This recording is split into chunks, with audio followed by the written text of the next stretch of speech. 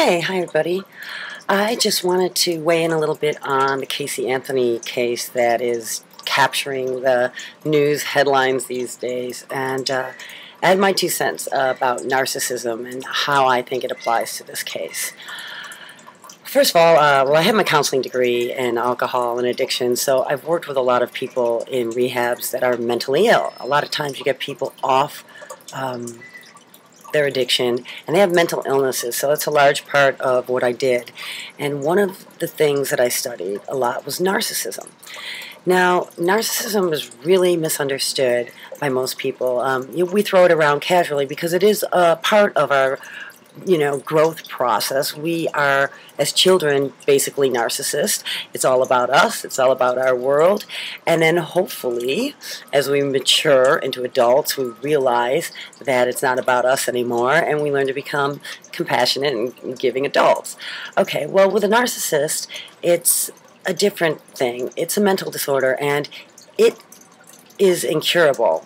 They don't have pills for it. They don't have therapy that'll change it. It's a horrible, sad situation that somehow, when the child is very young, usually between 2 and 5, something happens to it, or perhaps there's even just born genetically that way, that causes it to break and does not allow it to build pathways between feeling and thought. So pretty much they become islands of themselves, and that's all they love is themselves, and they're broken. They're unable to love other people. It's a sad thing, but it turns into an evil and heinous thing for anyone that later becomes involved with one of these broken people, because they are heartless. They have no problem hurting other people.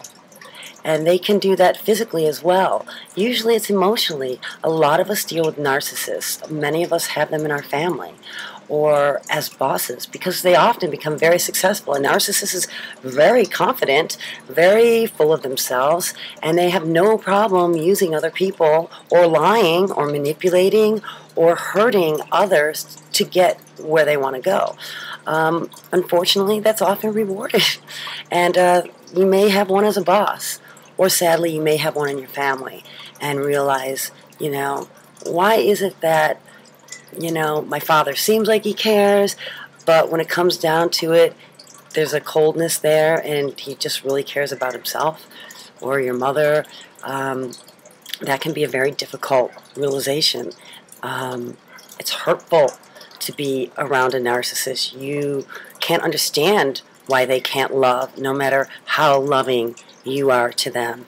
It's just spirit breaking if you're involved with someone on a relationship level, because these people can't love. They only use you. And when you cease to be of use, they will drop you with no feeling whatsoever. And it's an evil and horrifying feeling when you realize they just don't feel anything. And so now this is where I segue over to the Casey Anthony case, because she is just, to me, the quintessential narcissist. And unlike sociopaths that plan, things, for instance, Charlie Manson's a famous sociopath, right? And he went out and killed all these people for his own power needs and, just because he felt like it and he had this dream. Okay, sociopaths don't care about anybody. They don't care about human life. Narcissists care about themselves. So they don't really have any need to go out and kill a bunch of people because it doesn't suit them or benefit them in any way. However, if you were to get in their way, like the Scott Peterson case with Lacey Peterson and their young son that he murdered them both, he was a narcissist. He was a narcissist. He wouldn't just go out and kill somebody, but when he decided he didn't want to be in the marriage anymore and he didn't want to be having a wife that was going to have a child that he had to support, he killed them. And I think that's what we're looking at in this Casey Anthony case. In my opinion, the coldness, she goes out and parties and gets tattoos, and everyone's like, how is she doing this? I think she's a narcissist. My opinion. And, so you wouldn't have any problem chloroforming your child while you went out and danced because, hey, it's your life. You should be able to be free. Why shouldn't I be able to go out and dance? Why should my life be stopped just because I have a child? And, if that led to a death, then, oh my God, well, I'm free now, but I don't want to get caught, would be how a narcissist would think. And then they would lie.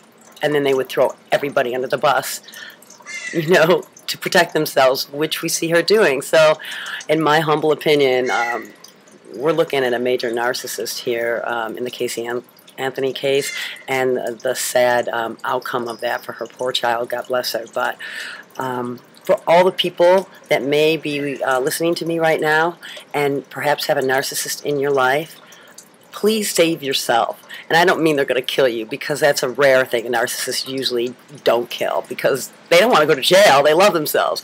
But they sure can hurt you if you're involved with them in any way. So if they're in your family, limit time with them as much as possible.